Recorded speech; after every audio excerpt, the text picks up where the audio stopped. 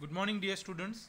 I, Professor Basavaraj Kuruche, welcome you all for today's lecture of Company Law and Secretarial Practice. This is video number 7, module number 1. Topic is distinction between or differentiation between public and private company.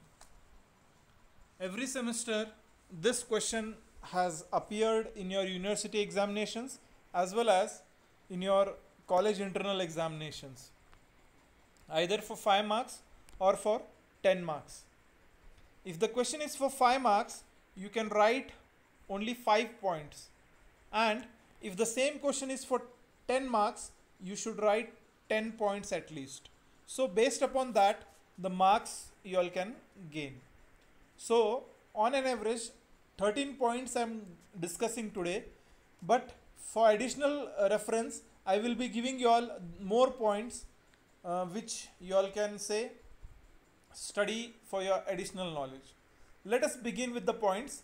The point number 1 is say meaning. Here under meaning, the public company is one which is not a private company, and whereas a private company formed by minimum 2 members and maximum 50 members with its family members also, it can be a private company. Or in simple terms, private company is a company which is owned and managed by the private individuals. The next second point of difference is formation stages. Here it has to pass through 4 stages, that is promotion, incorporation, capital subscription and business commencement. It is a say tedious process, whereas in private companies it is to pass only 2 stages, that is promotion and incorporation. The process is easy to start this company. The next third point of differentiation between the public company and private company is with say prospectus. It invites public to purchase its shares and debentures through the issue of prospectus. The prospectus issuing is compulsion there in public companies, wherein they issue the prospectus on purchase of shares and debentures, whereas the private company, it need not print the prospectus because it is prohibited to invite the public for its capital subscription. Public company can invite public or general public for subscription of capital or sale of trading of shares, but whereas in private companies the shares cannot be traded by the general public. The next fifth point of difference between these two is membership requirement.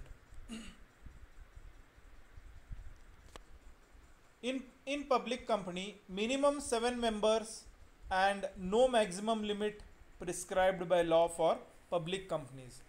If you want to start any public company, minimum 7 members are and maximum unlimited you all can take. There are no maximum limits.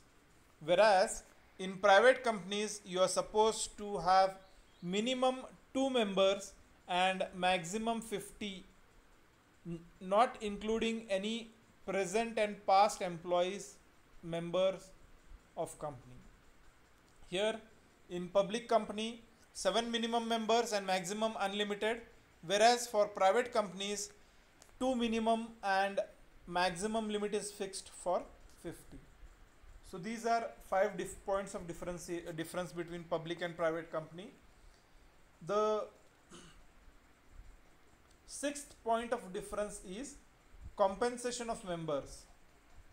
Here the general public, however, selected are the members of the company, and here in composition of members, under public companies, the general public will be the selected are the members of the company. General public can be the members of the company, whereas under private, usually family members, friends, relatives are the members of the company. The public cannot invite for membership. In public company, general public also can become the members, but whereas in private company, the family members, friends, relatives can be members. The next, suffix to name. Suffix to name means the how name is written. The name of company in public company, the name of the company should end with words limited company or company limited. That is company limited. For example, say the public companies of BHEL limited, BHEL limited, BHEL company limited. Then next is in private company suffix. Here the at the end of the private company name, PVT, that is private company limited, should come. That is, suppose if say Omkar private company limited, or say Krutika private company limited. So this is how the private company names should end with private company limited, that is PVT CO Ltd. Okay. The next, for the next point of differentiation is paid up capital restrictions. Under public company, as per amendment of Companies Act 2000, the minimum paid up capital is rupees 5 lakh, and for private companies it should have a paid up share capital of rupees 1 lakh. So in public companies minimum 5 lakh, and in private companies minimum 1 lakh is the capital requirement. The next ninth point of differentiation between public company and private company is restrictions on preparation of article of association.